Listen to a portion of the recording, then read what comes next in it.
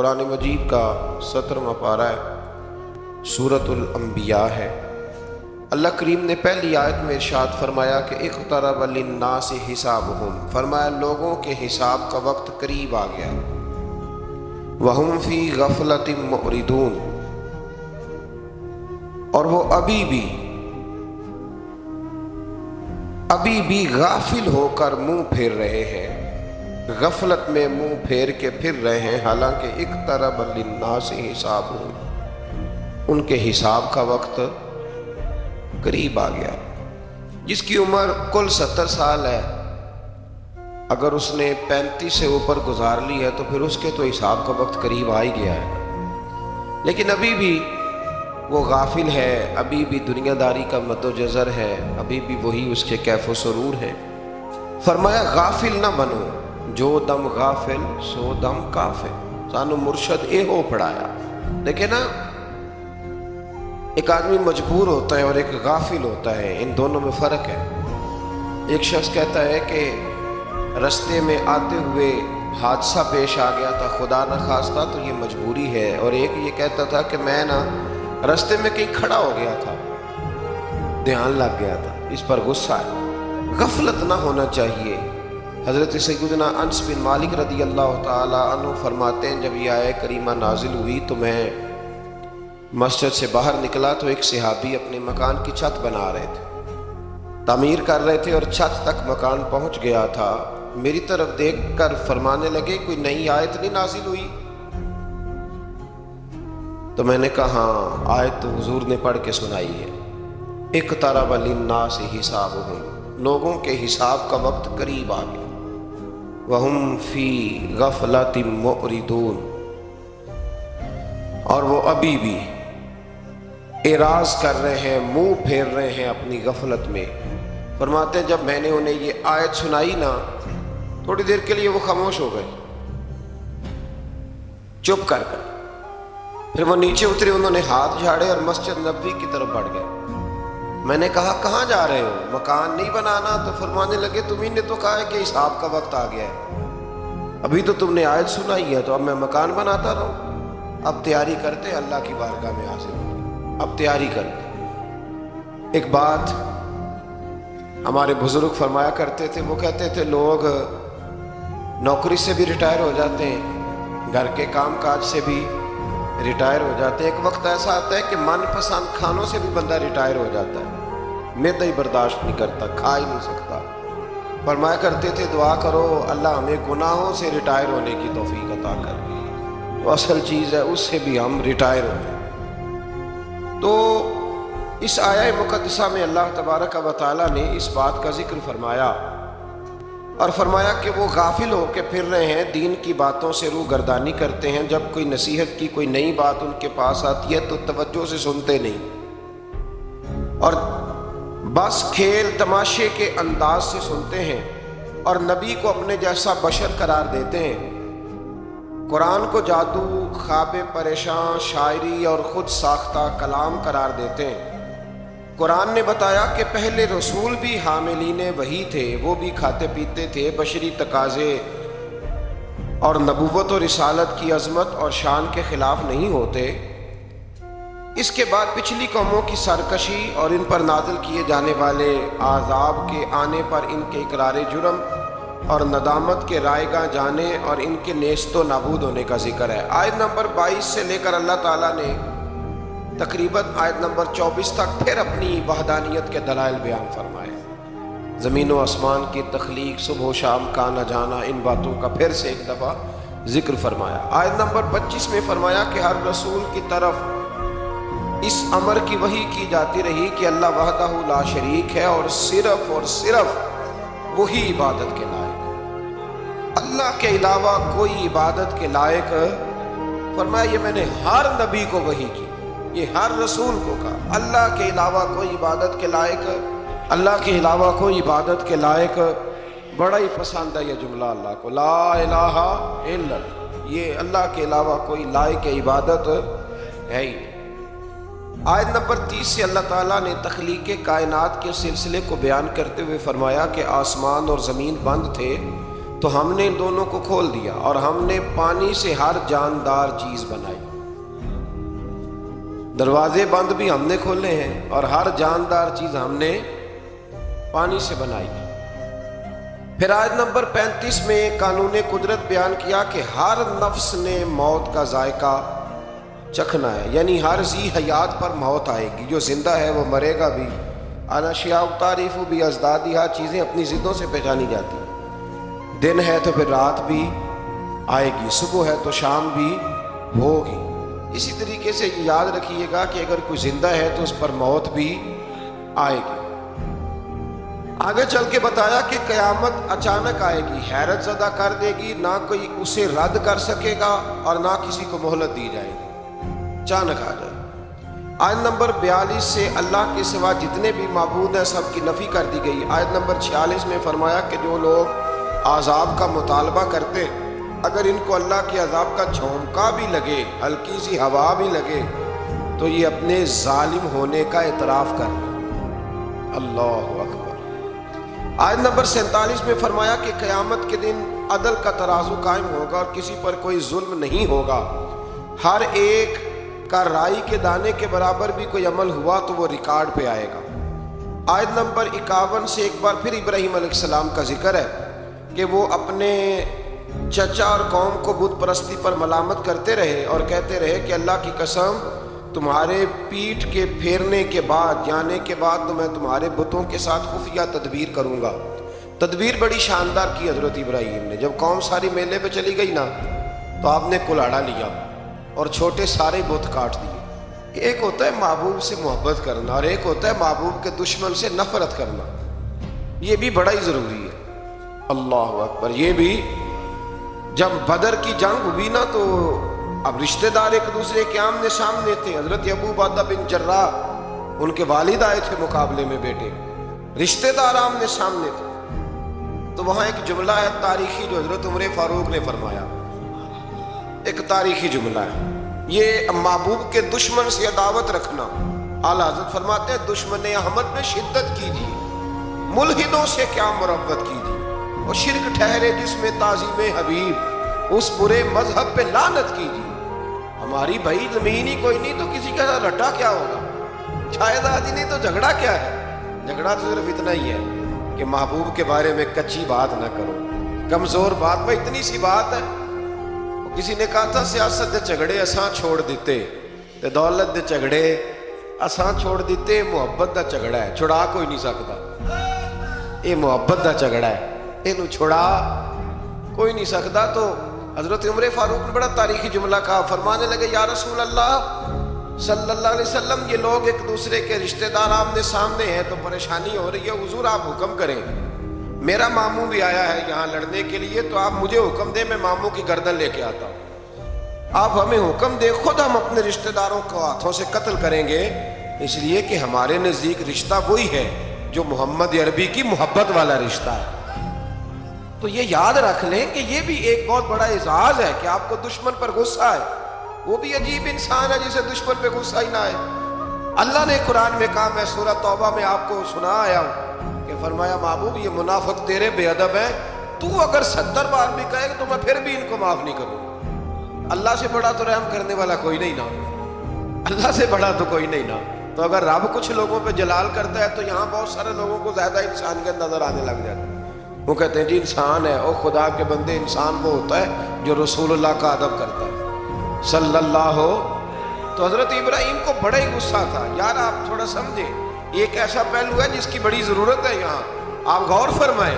علامہ اقبال نے کہا یہ دور اپنے ابراہیم کی تلاش میں ہے، صنم کدا ہے جہاں لا الہ الا اللہ، اور بہار ہو کے خزاں لا الہ الا اللہ، خودی کا سر نہاں لا الہ، خودی ہے تے کے فضاں لا الہ الا اللہ. تو اب وہ بت کیا کر سکتے تھے؟ اللہ کے پیغمبر کا غصہ دیکھیں، فرمایا میرے رب کے شریک بنتے ہو. حالانکہ بت بنے ہوئے ہیں نا بت.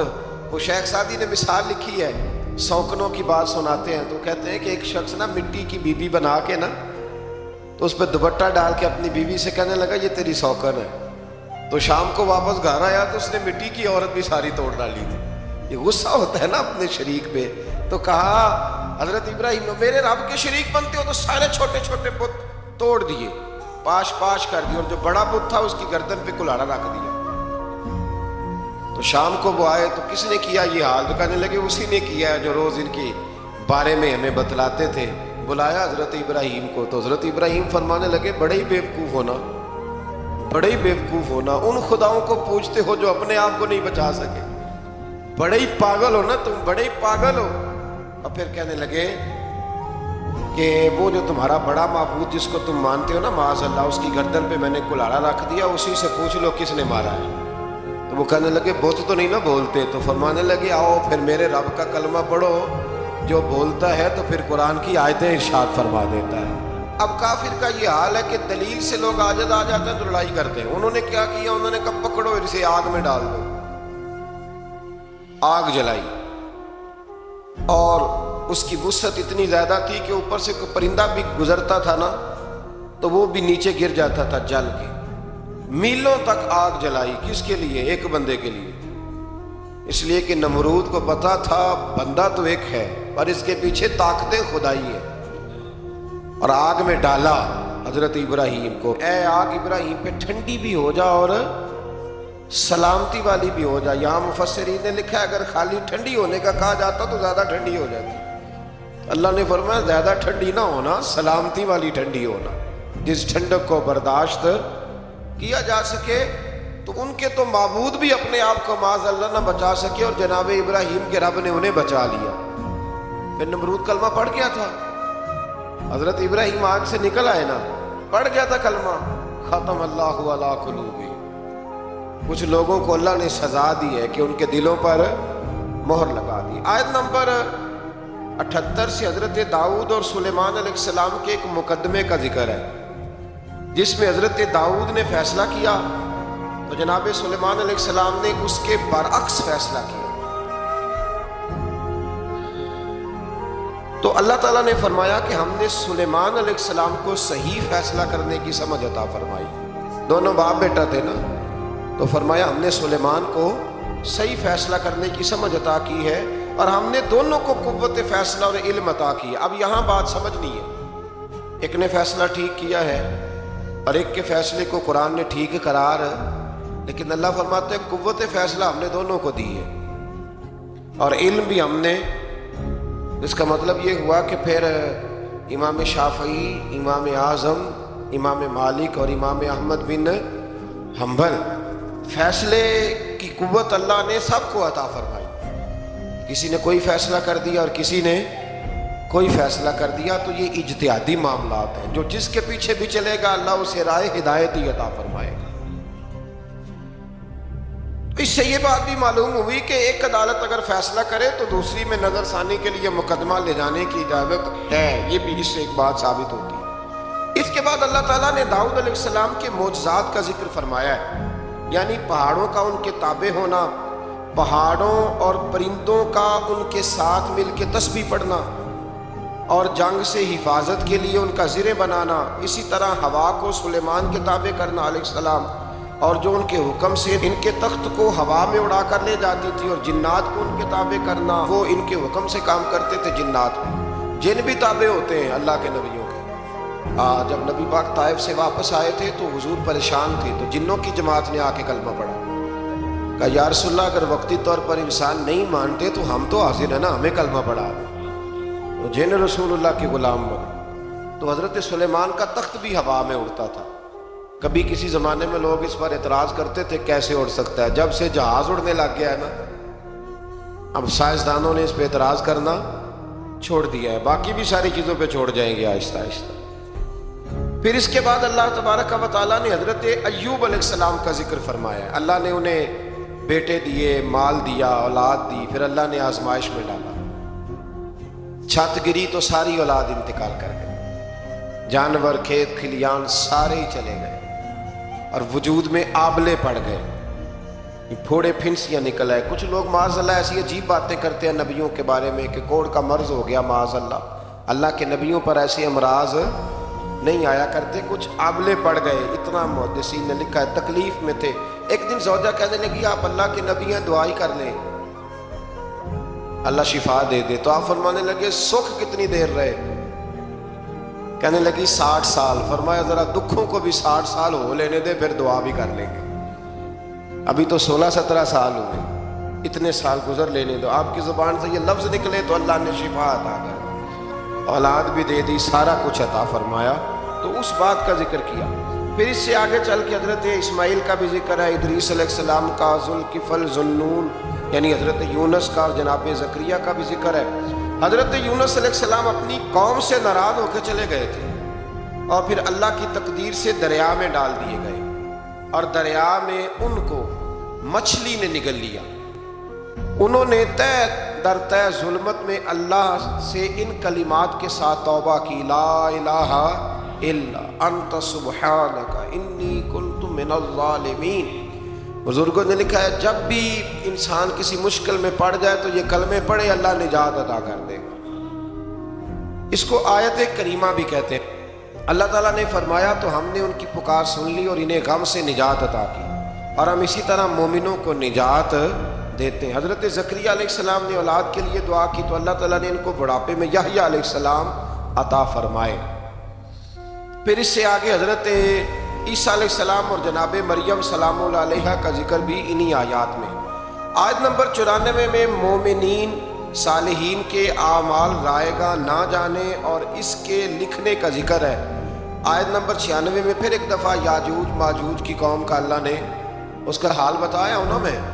آیت نمبر 98 سے مشرکین اور ان کے معبودوں کا جہنم کا ایندھن بننے کا بیان ہے، اور یہ کہ اگر یہ الہ ہوتے تو جہنم میں کیوں داخل ہوتے۔ جس کے لیے اللہ تعالیٰ بھلائی کو مقدر فرما دے وہی جہنم سے دور ہوگا، اور ان کے لیے ہر قسم کی نعمتیں ہوں گی، اور ان کے لیے قیامت کے دن گھبراہٹ سے نجات ہے، اور فرشتے قیامت میں ان کا استقبال کریں گے۔ اللہ سورۃ الانبیاء کی آخری رکوع میں آیت نمبر 107 میں اللہ تبارک و تعالیٰ نے اپنے حبیب کریم صلی اللہ تعالیٰ علیہ وسلم کو ایک بے مثل اور بے مثال اعزاز سے نوازا، اور ارشاد فرمایا وما ارسلناک الا رحمۃ للعالمین۔ فرمایا محبوب جس کو میں نے اپنا مخلوق بنایا ہے، خلق فرمایا ہے، ان سب کی طرف آپ کو رحمت بنا کے بھیجا ہے۔ اللہ اکبر۔ اسی صورت کی آیت نمبر 108 میں اللہ تعالیٰ نے صالح بندوں کو زمین کی حکومت دینے کا، زبور میں کیے گئے وعدے کا بھی ذکر فرمایا۔ پھر آگے شروع ہو جاتی ہے سورۃ الحج۔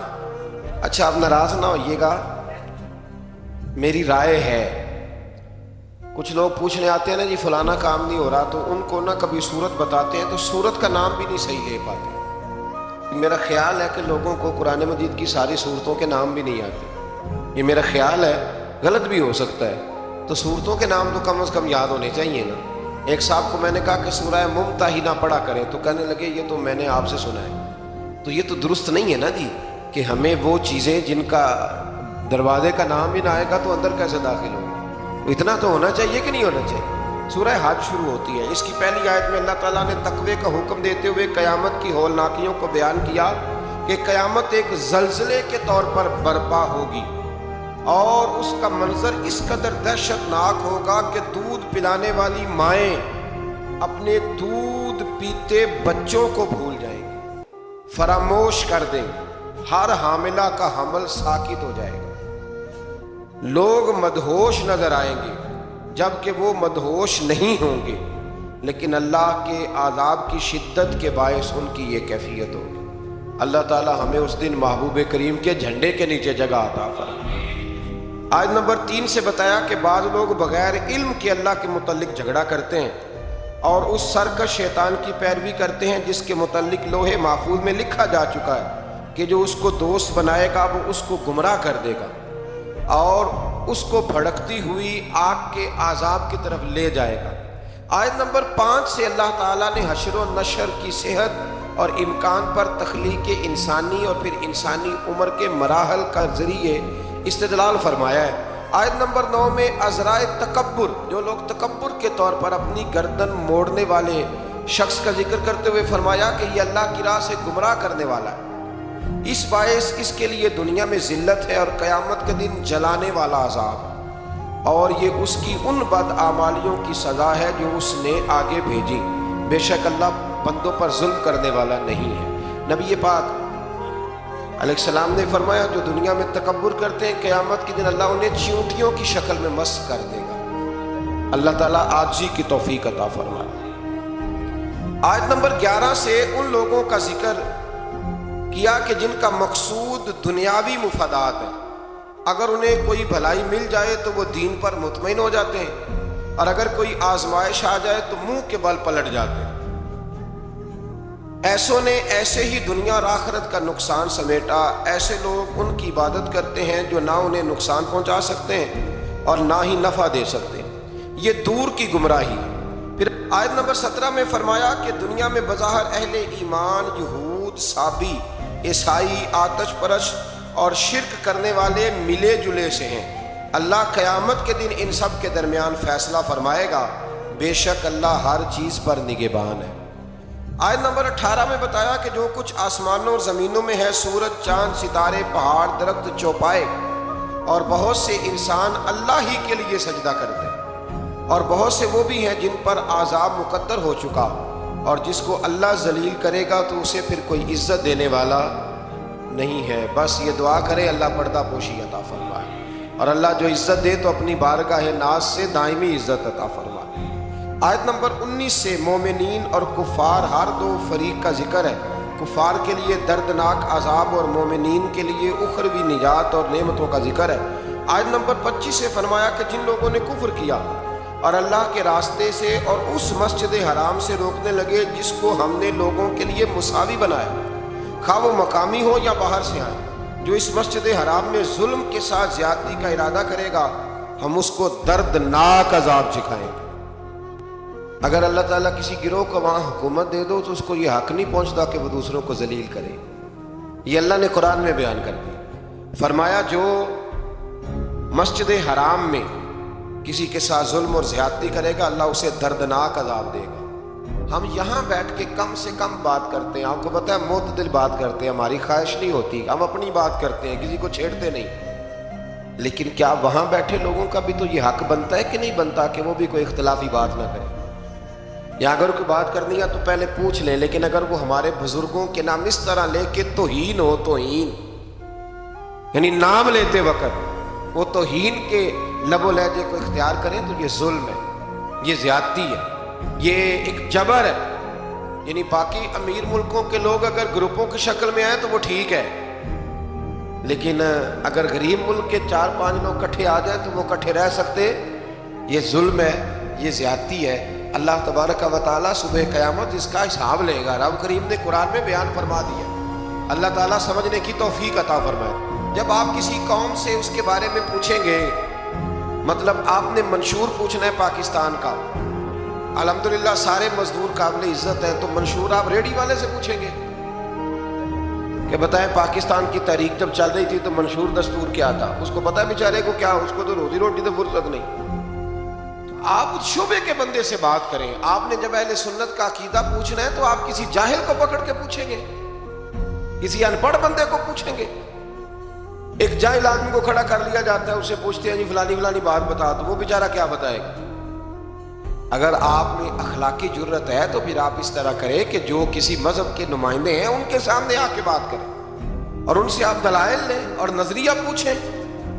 دیکھیں نا، ایک صاحب نے مجھ سے سوال کیا کہ آپ کہتے ہیں نبی پاک ہر جگہ موجود ہے، میں نے کہا تمہیں کس بیوقوف نے کہا؟ ہم تو یہ نہیں کہتے، ہم تو کہتے ہیں حضور اپنے مزار میں حیات ظاہری میں ہے، اور ساری دنیا کو اس طرح دیکھتے ہیں جس طرح اپنے ہاتھ کی ہتھیلی کو دیکھتے ہیں، اور جہاں چاہتے ہیں حضور تشریف لے جاتے ہیں۔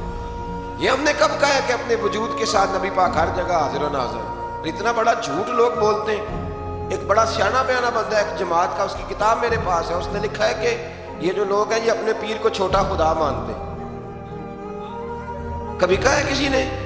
کیا فضول بات ہے، آپ مسلمانوں کے ذمہ وہ باتیں لگائیں گے جن کا دور دور تک کوئی تعلق ہی نہیں، اور پھر آپ کو ڈرنا چاہیے اللہ تعالیٰ۔ اسی طرح ایک صاحب ایک دفعہ مجھے ایک فلائٹ میں مل گئے، میں ملک سے باہر جا رہا تھا تو لمبا سفر تھا، تو لمبا سفر طرح فلائٹ لمبی ہوتی ہے تو بندے تھک جاتے ہیں، پھر وہ کوشش کرتے ہیں کوئی بندہ ملے جس کے ساتھ کو پونا گھنٹہ گپ شپ لگ جائے۔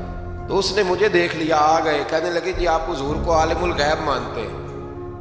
میں نے کہا مننا میں وہاں پتہ تینوں ہے، یہ جی فلسفہ ہے نا بھائی، جو مانتا میں اس کا پتہ مجھے ہونا چاہیے، مانتا میں ہوں اور پتہ میں نے کہا میں مانتا ہوں کہ آپ، کہنے لگے نہیں آپ تو، میں نے کہا حضور کو عالم الغیب نہیں مانتے، ہم نبی پاک کا علم غیب مانتے ہیں، حضور کا علم غیب، وہ علم غیب جو انہیں اللہ نے عطا فرمایا ہے، اللہ کا دیا ہوا علم غیب، عالم الغیب تو اللہ ہے۔ اب ایک سادے آدمی سے اگر وہ کہے گا نا آپ حضور کو عالم الغیب مانتے ہیں، تو بیچارے کو نہیں پتا کہ عالم الغیب کیا ہوتا ہے، علم غیب اور عالم الغیب میں فرق، تو وہ بیچارہ کہہ دے گا کہ بھائی ہاں ہم مانتے ہیں، اب وہ ان پڑھ ہے، اس کو اس بات کی خبر نہیں ہے، وہ اگر تھوڑا سا جانتا ہوتا تو فوراً آپ کی بات کو پکڑتا، کہتا نا نا یہ ہمارا عقیدہ ہی نہیں، یہ ہمارا نظریہ نہیں ہے۔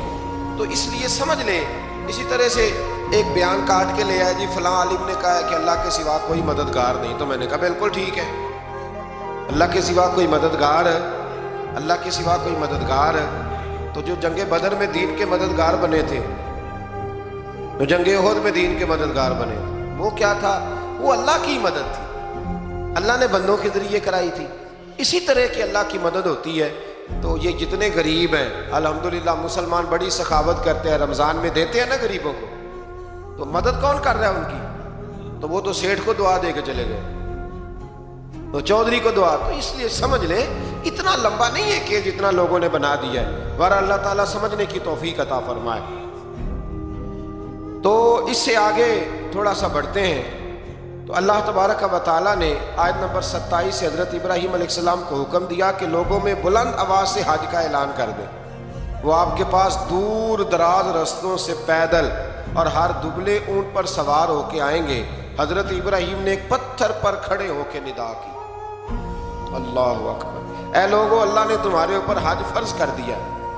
اللہ تعالیٰ نے یہ ندا ان سب کو سنا دی جو ابھی مردوں کی پشتوں میں اور عورتوں کے رحموں میں تھے، اور ان سب نے اس ندا کا جواب دیا جو اللہ کے علم میں ہے۔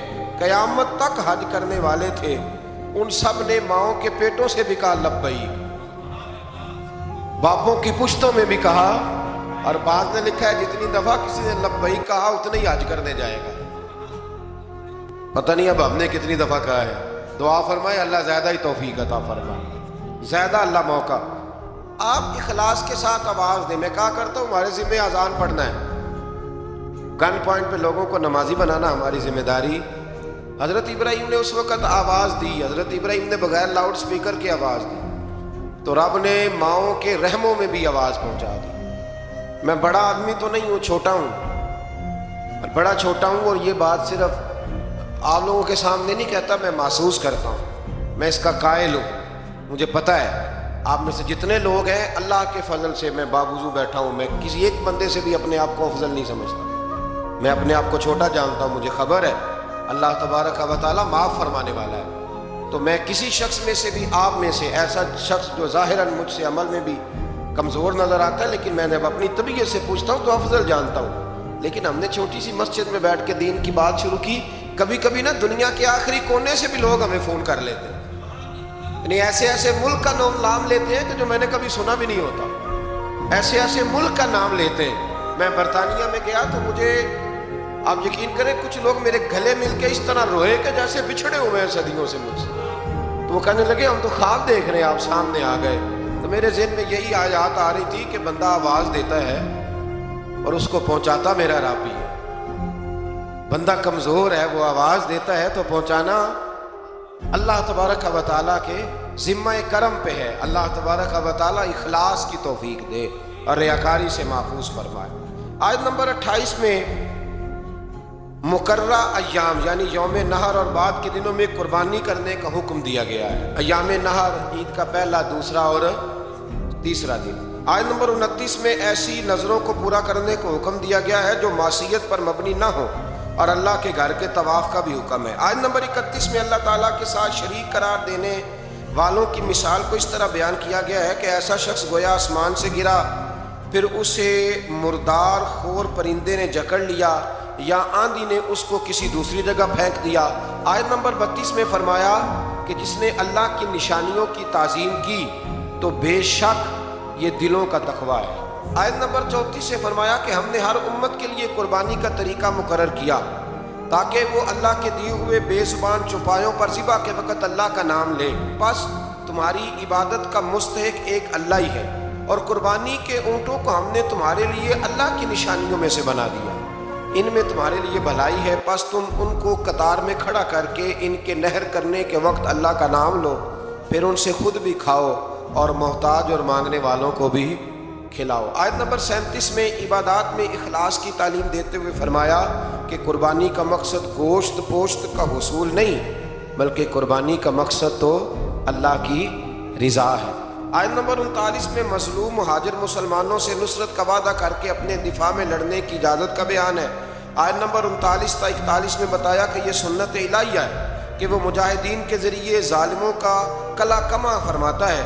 اگر ایسا نہ ہوتا تو راہبوں کی خانقاہیں، کلیسا اور یہودیوں کی عبادت گاہیں اور مسلمانوں کی مساجد کو ویران کر دیا جاتا۔ اگلی آیت میں حکومت اسلامیہ کے قیام کا مقصد بیان کیا گیا کہ اس کا مقصد ہے نظام صلاۃ و زکوٰۃ کا قیام، نیکیوں کا پھیلاؤ اور برائیوں کا سد باب۔ یہ اسلامی حکومت کے قیام کا کیا کرنا ہے؟ اسلامی حکومت نے نظام نماز مقرر کرنا ہے، نظام زکوٰۃ مقرر کرنا ہے، نیکیوں کو پھیلانا اور برائیوں کا۔ تو ہمارے تو وزیر کہتے ہیں کہ مولویوں نے نہیں چلانا ملک، چلانا کس نے ہے؟ یہ اللہ ہی بہتر جانتا ہے۔ آیت نمبر 46 میں فرمایا کہ پچھلی امتوں کے آثار کو دیکھ کر عبرت حاصل کرنی چاہیے، لیکن اس کے لیے سوچنے سمجھنے اور مشاہدے کی صلاحیتوں کا نیک ہونا ضروری ہے، ورنہ وہ لوگ کہیں گے ان کے برے کام تھے ہمارے تو اچھے ہیں، پھر انسان عبرت بھی حاصل کر سکتا۔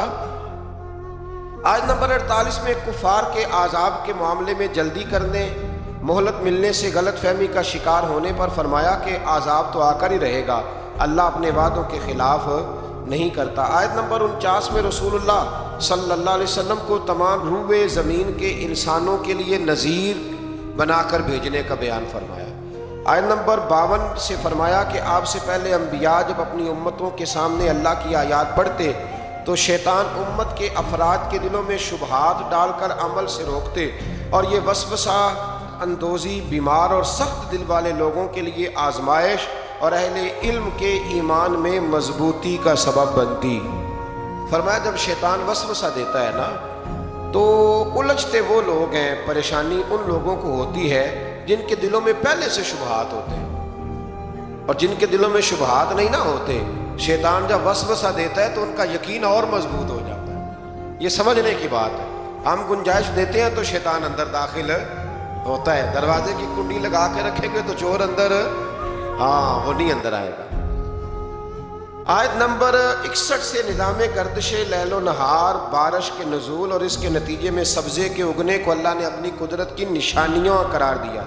آیت نمبر 67 میں ہر قوم کے لیے وقتی شریعت مقرر کرنے اور اس پر ایک وقت تک عمل ہونے اور اسلام کے دائمی اور ابدی تعلیمات آنے کے بغیر کسی جھگڑے کی اس کی پیروی کرنے اور اس کی طرف دعوت دینے کا بیان ہے۔ آیت نمبر 73 میں اللہ تعالیٰ نے مشرکوں کے بتوں کی بے بسی کو بیان فرمایا ہے کہ وہ سب مل کر بھی ایک مکھی کا پر بھی ایک مکھی بھی پیدا نہیں کر سکتے، اور اگر مکھی ان سے کوئی چیز چھین لے تو اسے واپس بھی، سبحان اللہ، یعنی مکھی کو چیز چھین لے، میں اور آپ واپس لے سکتے ہیں؟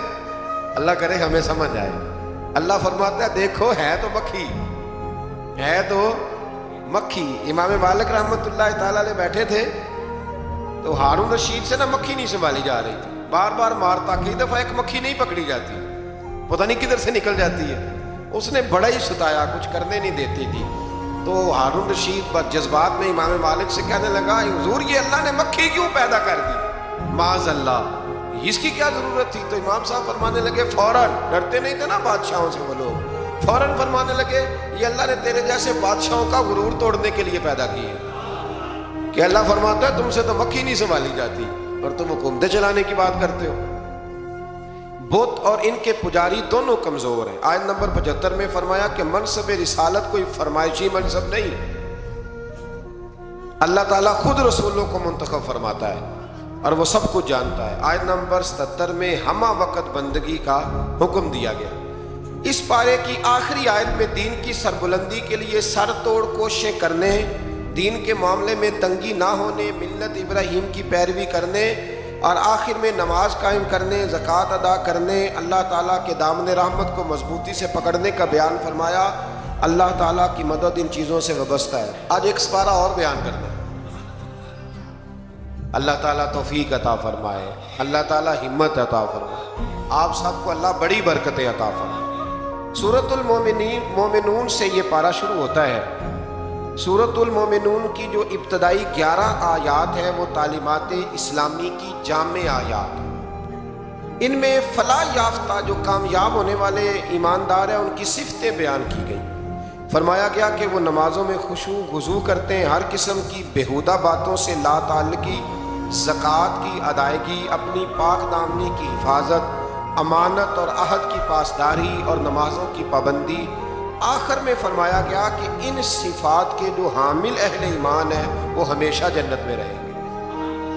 آیت نمبر 13 سے انسانی تخلیق کے مدارج کو بیان کیا گیا۔ پہلے نطفہ، پھر اس کے بعد جمع ہوا خون، پھر گوشت کا لوتھڑا، پھر گوشت اور ہڈیوں پر مشتمل جسم کی تشکیل۔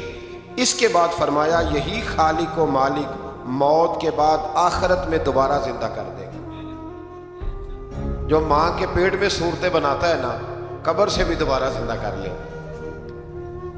پھر آیت نمبر 27 سے ایک بار پھر حضرت نوح علیہ السلام کی کشتی بنانے کا ذکر ہے۔ آیت نمبر 33 سے بیان ہوا کہ ہود کی قوم کے کفار، منکرین آخرت اور خوشحال لوگوں نے نبی پر طنز کرتے ہوئے کہا کہ یہ تو ہم جیسے بشر ہیں۔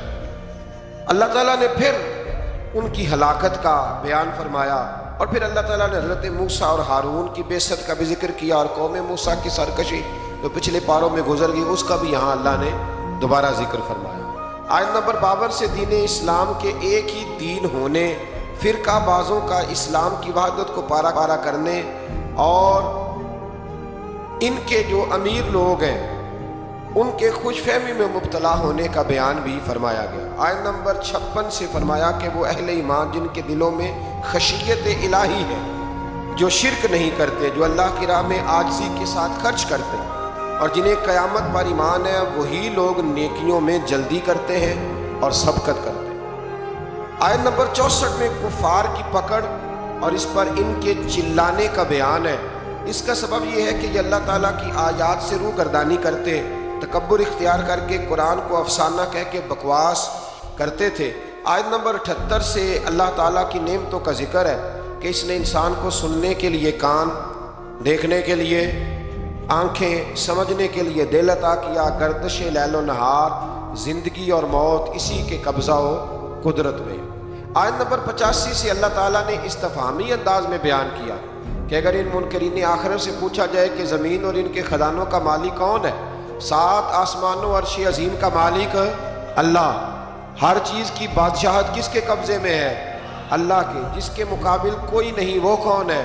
اللہ۔ تو ہر سوال کے جواب میں کہیں گے اللہ۔ تو پھر آپ ان سے پوچھئے کہ کیا تم سحر زدہ ہو، تم پر جادو ہو گیا؟ پھر اس مالک و ملک پر ایمان کیوں نہیں لاتے؟ اس کے احکام کو تسلیم کیوں نہیں کرتے؟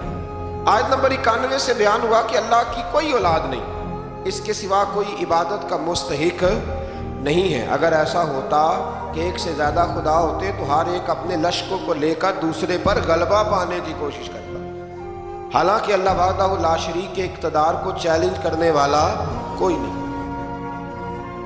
اللہ اکبر۔ سورت کے آخر میں بیان فرمایا کہ انسان کو بے مقصد پیدا نہیں کیا اور اللہ کی بارگاہ میں آخری جواب دہی کے لیے لوٹ کر جانا ہے۔ آیت نمبر 96 میں برائی کو اچھائی سے دفع کرنے کا بیان۔ اس کے بعد اپنے حبیب مکرم صلی اللہ علیہ وسلم کے ذریعے اللہ تعالیٰ کے بندوں کو ہر قسم کے شیطان کے شر سے پناہ دینے کا طریقہ تعلیم فرمایا۔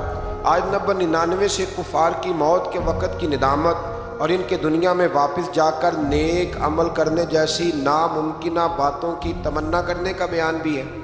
آیت نمبر 101 سے قیامت کے دن تمام رشتوں کے ختم ہونے اور اعمال کے سبب نجات ہونے کا ذکر ہے۔ آیت نمبر 106 سے اللہ تعالیٰ کی ایجاد کو جھٹلانے والوں کی گفتگو کہ ہماری بدبختی نے ہم کو گمراہ کیا اور اگر ایک بار ہم نکل گئے تو دوبارہ لوٹ کر نافرمانی نہ کرنے کا بیان ہے۔ اللہ تعالیٰ فرمائے گا پھٹکارے ہوئے پڑے رہو اس میں اور میرے ساتھ بات نہ کرو، تم دنیا میں مومن بندوں کا مذاق اڑاتے تھے۔ اور وہ یہ دعا پڑھتے تھے. کافر مذاق اڑاتے تھے اور مومن کہتے ربنا آمنا، اے اللہ ہم تجھ پر ایمان لائے، فاغفر لنا ذنوبنا، ہمارے گناہوں کو بخش دے، ورحمنا، اور ہم پر رحم فرما، وانت خیر الراحمین، تو سب سے بڑھ کر رحم کرنے والا. ان کو ان کے صبر کا بدلہ کامیابی کی صورت میں ملا. آیت نمبر 112 میں فرمایا کہ جب ان سے زمین پر گزاری ہوئی مدت کے بارے میں پوچھا جائے گا تو یہ کہیں گے ایک دن یا دن کا کچھ حصہ گزارا. آخری آیت میں امت محمدیہ صلی اللہ علیہ وسلم کو استغفار کرنے اور رحم کی دعا مانگنے کا حکم ہے، جو کہ یہ آیت ہے رب اغفر وارحم وانت خیر الراحمین. فرمایا یہ دعا مانگا کرو، رب اغفر وارحم وانت خیر الراحمین. پھر اس سے آگے سورۃ نور شروع ہو جاتی ہے. سورہ نور میں اللہ تعالیٰ نے خانگی اور معاشرتی احکام کو بیان کیا. ابتدائی آیات میں زنا کرنے والے غیر شادی شدہ مرد اور عورت کی سزا کو بیان کیا کہ ان کی سزا 100 کوڑے ہیں جو غیر شادی شدہ، اور صاحبان اقتدار اہل ایمان کو کہا گیا کہ تمہیں اس سزا کے نفاذ میں ان پر رحم نہیں چاہیے. حکمرانوں کو حکم ہے جب کوڑے مارنے ہیں زانی کو تو پھر رحم، ہاں یہ بھی دین ہے، دین نافذ کرنا پڑتا ہے. اور ہمارے یہاں نا بڑی اب ویڈیو آتی ہیں کہ وہ جی بچے رو پڑے جی بکری ذبح ہونے لگی نا جب، تو میں نے کہا یہ قوم جہاد کرے گی بکریوں کے ذبح ہونے پہ رو رہی ہے، اور وہ ویڈیو بنا رہا ہے ابا دیکھو میرے بچے کا بکرے سے کتنا پیار ہے. خدا کے بندے خیال کریں، جذبہ جہاد ہے، شوق ہے. جب دین نافذ کرنا ہے تو فرمایا پھر تم نے رحم والے جذبات نہیں رکھنے، اس کو یاد کر رکھیں. اور تمہاری ایک جماعت اس سزا کے نفاذ کے وقت موجود ہو. یہ تو ہے نا غیر شادی. اور شادی شدہ کی سزا کیا ہے؟ اس کو یعنی اتنے روڑے مارے جائیں گے کہ وہ ماری جائے گی. ابھی بھی یہ باز نہیں آیا. اللہ تعالیٰ سمجھنے کی توفیق دے. آیت نمبر 4 سے بیان کیا گیا کہ جو لوگ پاک دامن عورتوں پر زنا کی تہمت لگائیں پھر اس کے ثبوت میں 4 گواہ پیش نہ کر سکیں. سنو اللہ کا قرآن، ایسے ہی بیٹھ کے کہہ دیتے ہیں فلاں بی بی ایسی ہے تو فلاں بی بی ایسی ہے. شرم نہیں آتی بہو بیٹیوں کے بارے میں معاذ اللہ لوگ باتیں کرتے ہیں؟ غور کریں قرآن کیا کہتا ہے. فرمایا جو لوگ پاک دامن عورتوں پر زنا کی تہمت لگائیں پھر اس کے ثبوت میں 4 گواہ پیش نہ کر سکیں تو تم ان کو 80 کوڑے مارو، ان کو 80 کوڑے مارو اور ان کی شہادت کو بھی قبول نہ کرو. اور یہی لوگ فاسق ہیں، اعلانیہ نافرمان ہے اللہ، سوائے ان لوگوں کے جو اس کے بعد اللہ تعالیٰ سے توبہ کریں اور اپنی اصلاح بھی کر لیں. یہ قرآن نے کہا توبہ بھی کریں. اور یہاں تو بھائی کوئی پتہ ہی نہیں چلتا، جس کے بارے میں مرضی لوگ معاذ اللہ بری بات کہنی شروع کر دیتے ہیں. آیت نمبر 6 میں یہ ضابطہ بیان فرمایا گیا کہ اگر کوئی شخص اپنی بیوی کو زنا کی تہمت لگائے اور اس کے ثبوت میں 4 گواہ پیش نہ کر سکے اور اس کی بیوی اس تہمت کا انکار کرے تو فریقین ایک دوسرے پر لیان کریں. شوہر 4 مرتبہ اللہ کی قسم کھا کے یہ کہے کہ بے شک وہ ضرور سچوں میں سے، اور 5ویں بار یہ کہے کہ اگر وہ جھوٹوں میں سے ہو تو اس پر اللہ کی لعنت. یہ اس کو کرنا پڑے گا. ایسے نہیں کسی پر معاذ اللہ لوگوں نے طلاق دینی ہوتی ہے تو الزام لگا کے نکال دیتے ہیں، ڈر نہیں آتا اللہ تعالیٰ سے. اور عورت سے حد زنا اس طرح دور ہو سکتی ہے کہ وہ 4 مرتبہ اللہ کی قسم کھا کے کہے کہ اس کا خامن یقیناً جھوٹوں میں سے ہے، اور 5ویں بار کہے کہ اس کا خامن سچوں میں سے ہو تو اس عورت پر اللہ کا غضب نازل ہو. آیت نمبر 11 اور 16 میں ایسا مضمون ہے کہ جو بیان کرتے وقت کلیجہ منہ کو آتا ہے. گھبرایا نہ کریں جب لوگ آپ کے بارے میں میرے بارے میں کوئی بات کریں. کوئی بھی مسلمان جب اس کے خلاف کوئی بات کرے تو گھبرائے نہ. سورہ نور 18واں پارہ آیت نمبر 11 سے 16 میں حضرت عائشہ صدیقہ پر جب منافقین نے الزام لگایا، اللہ اکبر، منافقین نے الزام لگایا، اس کا ذکر ہے. یارو حضرت عائشہ پر، مومنوں کی ماں پر منافقین نے الزام لگا دیا، اور میرے رسول کریم علیہ السلام کی آنکھیں آنسوؤں سے تار ہو گئی. ابو بکر صدیق نے گھر سے نکلنا چھوڑ دیا. حضرت عائشہ اتنی بیمار ہوئی کہ بستر سے اٹھ نہیں سکتی. او لوگو، اتنی فنکاری کہ رسول اللہ کے گھر تک دنیا پہنچ گئی. مولا علی شیر خدا آئے عرض کرنے لگے سونیا فکر نہ کریں، جو رب آپ کے وجود پر مکھی نہیں بیٹھنے دیتا وہ ناپاک عورت آپ کے بستر پہ آنے دیتا ہے؟ یہ کیا بات ہوئی؟ صحابہ کرام تڑپ اٹھے، یارو یہ رنگ بھی ہے۔ میں کہتا ہوں یہ مضمون بیان نہیں ہو سکتا۔ میں نے کہا تھا مخلوق تو فنکار ہے اس درجہ کے پل بھر میں، سنگے در کعبہ سے بھی اسنام تراشے، تم کون ہو کیا چیز ہے داغ کبابی؟ لوگوں نے تو مریم پہ بھی الزام تراش۔ لوگ باز آتے پھر حضرت عمر فاروق اٹھے اور کہا ھذا بہتان عظیم، یہ چھوٹا الزام نہیں، یہ بڑا الزام۔ تو اللہ نے پھر اسی طرح سورہ نور کی آیت نمبر 11 سے 16 میں حضرت عائشہ صدیقہ پر اللہ مومنوں کی ماں کو ہم سے راضی فرمائے۔ بڑا درجہ ہے اس پاک عورت کا، بڑا مرتبہ، ساری جوانی رسول اللہ کے دین کے نام کر، بڑی خدمت کری، بڑی نوکری کری، بڑا کام کیا۔ حضرت مجدد الفسانی رحمت اللہ علیہ فرماتے ہیں جب میں حضور کے لیے سال ثواب کرتا نا، وہ چیز پکاتا ختم شریف، تو میں حضور کے اہل بیت کو صحابہ کئیوں کے نام لیتا، کئیوں کے نہ لیتا، سب کے لیے بھی نہیں جاتا۔ کہتے ہیں میں کئیوں کے نام لیتا لیکن کوئی معاذ اللہ بغض دعوت نہیں، ویسے میرے منہ سے نا حضرت عائشہ کا نام کبھی نکلا ہی نہیں، نہ میں نے لیا۔ تو کہتے ایک دن مجھے رسول کریم کی زیارت ہوئی، حضور نے فرمایا تو میری عائشہ کا نام ہی نہیں لیتا، تجھے پتہ نہیں میں روٹی عائشہ کے گھر کھاتا ہوں اور تمہارے سالے ثواب ہی نہیں کرتا، وہ میرے لیے کھانے پکاتی ہے، میں اس کے گھر کھانا کھاتا ہوں، اور یہ وہ میرے محبوب کی پیاری زوجہ ہے۔ حضور نے فرمایا عائشہ میرے نکاح میں آنے سے پہلے حضرت جبریل نے مجھے تیرا نقشہ دکھایا تھا، گویا تیری فوٹو دکھائی تھی، اور فرمایا عائشہ جب تو مجھ سے راضی ہوتی ہے تب بھی مجھے پتہ چل جاتا، اور جب تو ناراض ہوتی ہے تو تب بھی پتہ چل جاتا۔ حضرت عائشہ کہنے لگی حضور میرے ماں باپ قربان ہو، آج بتائیں تو صحیح آپ کو کیسے پتہ چلتا ہے؟ تو حضور فرمانے لگے جب تم مجھ سے راضی ہوتی ہے نا تو کہتی ہے مجھے رب محمد کی قسم، اور جب تو ناراض ہوتی ہے تو کہتی ہے مجھے رب ابراہیم کی قسم۔ فرمایا رب ابراہیم کا بھی ہے، لیکن جب تو میرے نام سے رب کریم کو پکارتی ہے تو لگتا ہے آج تو بڑی راضی ہے۔ رسول کریم علیہ السلام کا وہ پیار، وہ محبت، 40 سال حضور کے بعد وہ حیات رہی، چوتھا حصہ دین میرے رسول کریم کا ہی امت کو انہوں نے پہنچایا۔ حضرت فاطمہ کی شان میں حدیث حضرت عائشہ صدیقہ نے بیان فرمائی، حضرت عائشہ نے جناب خدیجۃ الکبریٰ کے تذکرے حضرت عائشہ نے ہمیں بتائے۔ اتنی سچی بی بی کے بارے میں بات کرتے ہو، یاد رکھو صبح قیامت بھی یہ ساری ام المومنین میرے محبوب کے ساتھ جنت میں موجود ہوگی۔ دعا فرمائے اللہ ہمیں ان ماؤں کا صدقہ خیرات عطا فرمائے۔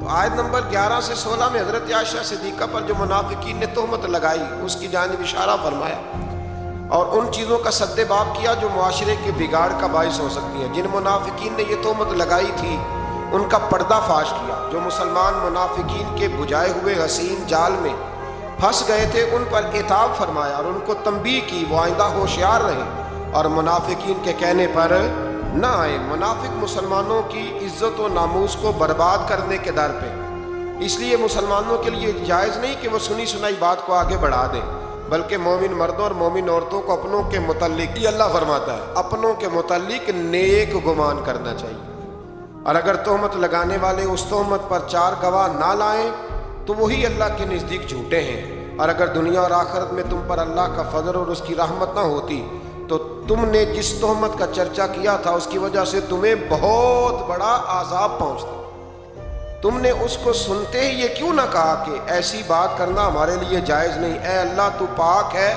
اور یہ بہت ہی سنگین بہتان ہے، یہ بہت ہی، میں کہتا ہوں منافقین نے کیا تو ظلم، پر دیکھیں پھر اللہ نے حضرت عائشہ کی برات قرآن میں بیان فرمائی، اور سورہ نور اتری حضرت عائشہ کی برات کے لیے، نام بھی کیا ہے سورہ نور۔ آیت نمبر 19 سے یہ فرمایا کہ جو لوگ یہ چاہتے ہیں کہ ایمان والوں میں بے حیائی کی بات پھیلے ان کے لیے دنیا اور آخرت میں دردناک عذاب ہے۔ آیت نمبر 21 سے فرمایا کہ اے ایمان والو شیطان کے قدم بقدم نہ چلو، کیونکہ جو شخص شیطان کے قدم بقدم چلے گا تو بے شک شیطان بے حیائی اور برائی کے کاموں پہ ابھارتا ہے۔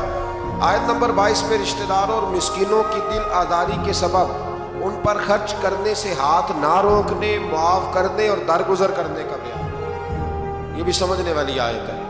فرمایا کہ تم نے جب کسی پہ خرچ کرنا ہے تو اسے معاف بھی کرنا ہے اور درگزر بھی کرنا ہے. اگر عادتیں دیکھ کے خرچ کرو گے پھر تو کسی پہ بھی نہیں ہو سکتا. معاف کرو گے، درگزر کرو گے تو پھر ہی کسی کے ساتھ نیکی ہو سکتی ہے. آیت نمبر 23 سے پاک دامن بے خبر ایمان والی عورتوں پر بدکاری کی تہمت لگانے والوں کے لیے دنیا اور آخرت میں لعنت اور بہت بڑے عذاب کا بیان ہوا. جس دن ان کے خلاف ان کی زبانیں، ان کے ہاتھ، ان کے پاؤں گواہی دیں گے کہ وہ دنیا میں کیا کرتے رہے. اس دن اللہ تعالیٰ کے حق اور انصاف کے ساتھ ان کو پورا بدلہ دیں گے. آپ ایک بات سمجھ رہے ہیں ان آیات میں؟ مرد پر الزام لگانے کی بات ہی کوئی نہیں ہو رہی. اس کا مطلب ہے دنیا میں زیادہ الزام زنا کا کس پہ لگتا ہے؟ اللہ تعالیٰ توفیق عطا فرمائے. ہے نا عجیب بات. وہ میرے پاس ایک صاحب آیا کرتے تھے تو انہوں نے پسند کی شادی کی ہوئی ہے. ایک دن مسئلہ پوچھنے آئے تو مسئلہ پوچھنے نہیں آئے، مجھے اطلاع دینے آئے. کہنے لگے کہ بہن کا قتل جائز ہے. میں نے کہا، اور بڑے سٹائل سے، خون خار آنکھوں سے. میں نے کہا کیوں جی؟ کہنے لگے جی اگر وہ غلط ہو جائے تو مار نہیں دینی چاہیے. میں نے کہا کیا غلط ہوئی ہے، کیا اس نے کیا؟ کہنے لگے وہ کہتی ہے مرضی سے شادی کروں گی. میں نے کہا ٹھیک ہے، وہ اگر غلط جگہ پہ اصرار کر گیا تو ٹھیک نہیں، لیکن آپ کے لیے قتل تو پھر بھی جائز نہ رہا. ہاں اگر کوئی بہت بڑی غلط بات کرے تو اس کی کچھ نہ کچھ سزا ہے، لیکن یہ جو انداز ہے. تو میں نے کہا وہ صاحب آپ نے بھی تو پسندگی کی ہے نا. لڑکے یہ کام کر لیں تو پھر ایسا بھی کبھی ہوا ہے کہ باپ کی غیرت چھا گئی کہ لڑکا میرا جو پسند کی شادی کر رہا ہے لڑکا قتل کر دوں؟ لڑکوں کو کیوں نہیں قتل کرنے نہیں چاہیے، لیکن میں مثال دے رہا ہوں. وہاں نہیں غیرت جاگتی؟ لڑکے کے پاس 15 عورتوں کے نمبر ہو تو وہ پاک کا پاک ہے، اور بچی پر شک بھی گزر جائے، شک بھی، وہ جی طلاق ہو گئی. ہمارے پاس کیس آتے ہیں نا، طلاق کیوں جی؟ اس کے موبائل پہ ایک میسج نکل آیا تھا کسی غیر کا. اس نے پوچھا تھا کیا حال ہے؟ تو میں نے کہا وہ ضروری ہے، کوئی تنگ کرنے کے لیے بھی تو ایسا کر سکتا ہے، لیکن 1 منٹ لگتا ہے. تھوڑا سا ڈرنا چاہیے اللہ تعالیٰ سے، تھوڑا خیال کرنا چاہیے. اس کا مطلب ہے زیادہ تہمت عورتوں پہ لگتی ہے.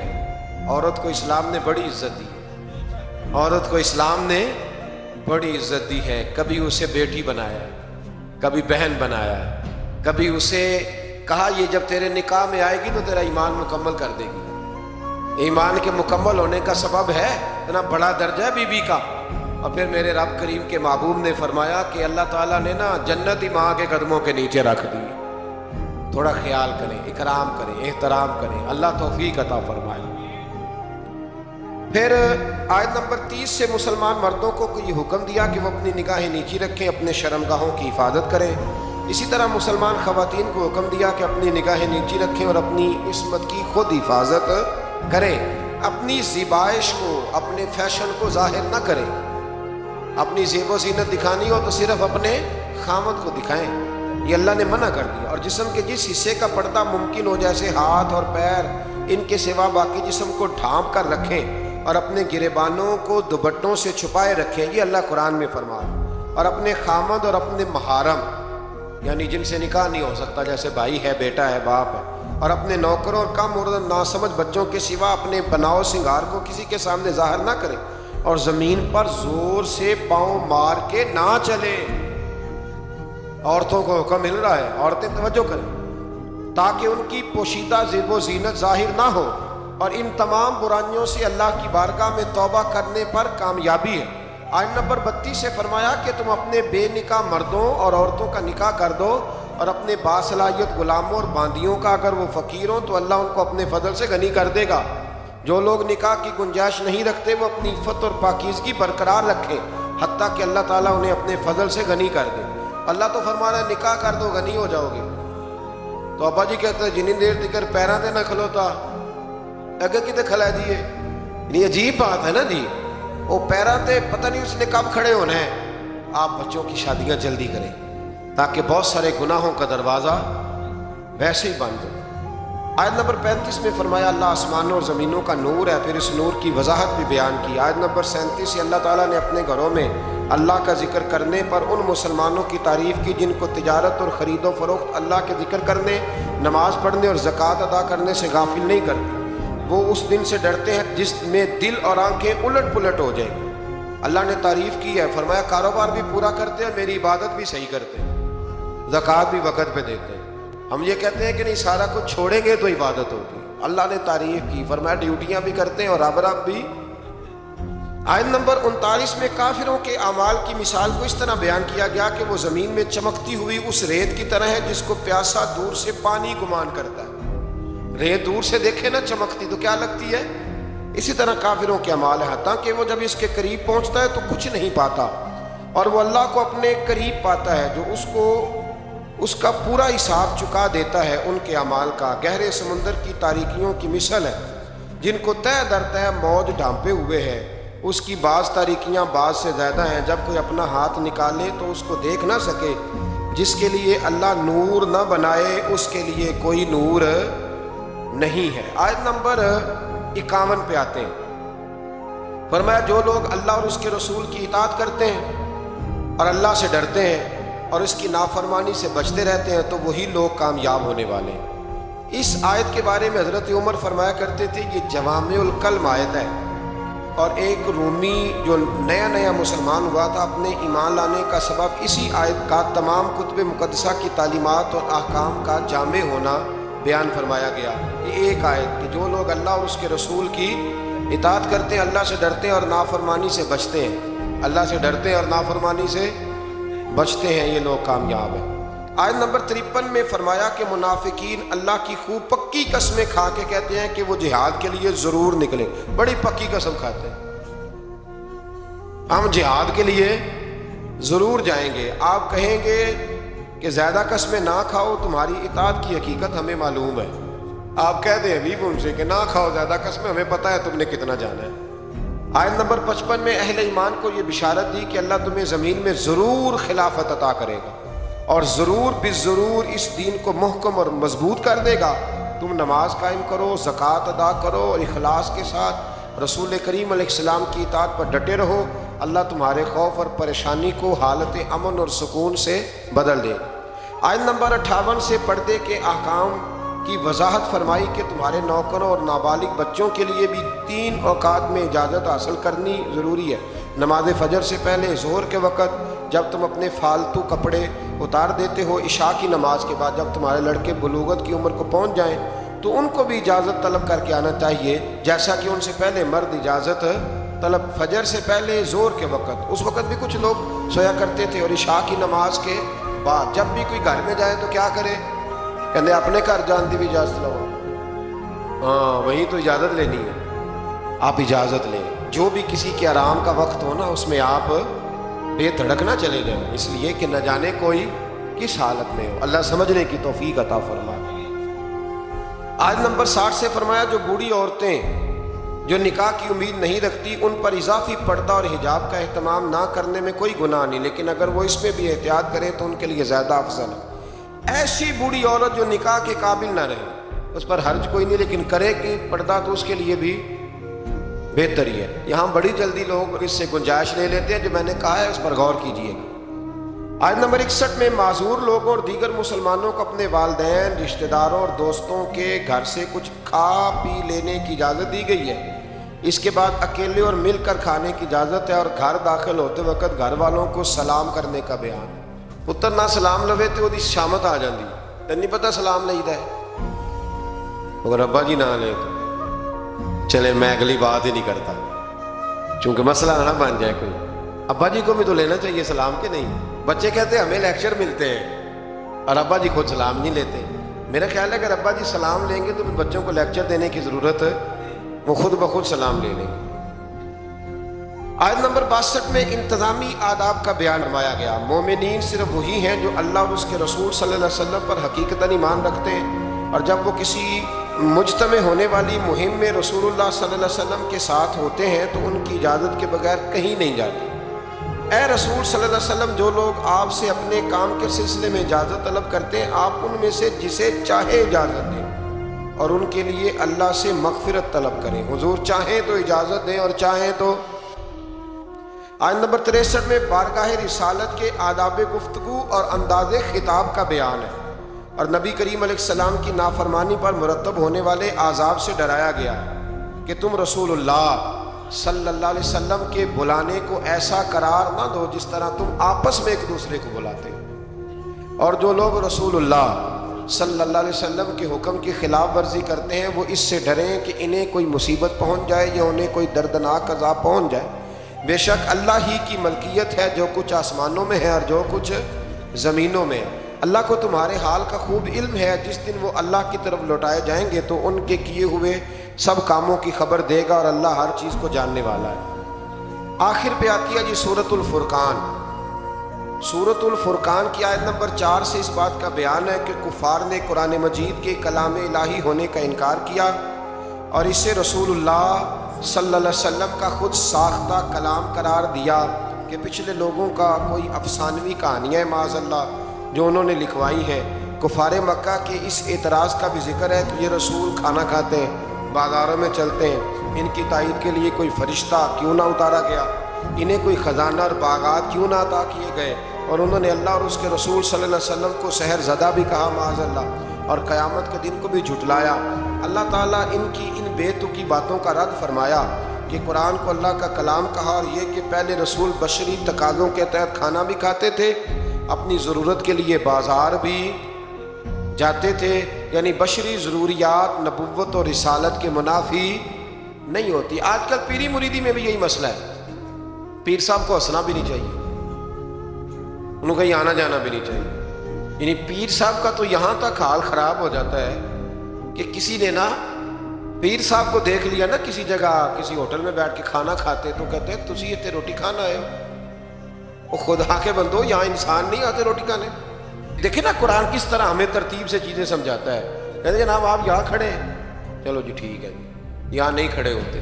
میں ایک دفعہ بچوں کے جوتے لینے چلا گیا، مجھے ایک صاحب کہنے لگے ایسا تسی ادھر کدھر آئے ہو؟ میں کہ یار میرے بھی 4 بچے نے، تو یہ لڑائی کر رہے تھے میرے ساتھ، تو جانا پڑتا ہے، مجبوری ہے، انہوں نے بھی جوتے پہننے، آپ یہاں تک معاملہ آپ کو دیکھنا پڑتا ہے۔ جناب آپ جوتے لینے چلے گئے، آپ بازار ہی چلے گئے، بھائی ہر جگہ ماحول ہوتا ہے، اور آپ چیزوں کو لیول پہ رکھا کریں۔ اور کمال پتہ کیا ہے کہ نبی کو بازار میں بھی دیکھا جائے پھر بھی ادب ہی کیا جائے، اور غار ثور میں دیکھا جائے تو پھر بھی یہ کمال ہے نا کمال کی بات۔ حضرت صدیق اکبر نے حضور کو سوتے بھی دیکھا، جاگتے بھی دیکھا، گھوڑے پہ بھی دیکھا، اونٹ پہ بھی دیکھا، غار ثور میں بھی دیکھا، اکیلے میں بھی دیکھا، 1,44,000 کے مجمع میں بھی دیکھا۔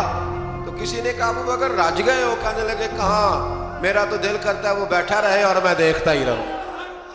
یہ کمال ہے، یہ کمال ہے کہ آپ کا ادب پھر بھی برقرار ہے، پھر بھی آیت نمبر 12 سے کفار کے لیے عذاب جہنم اور جہنم کی سختیوں اور مومن کے لیے دائمی جنت اور اس کی نعمتوں کا بیان ہے۔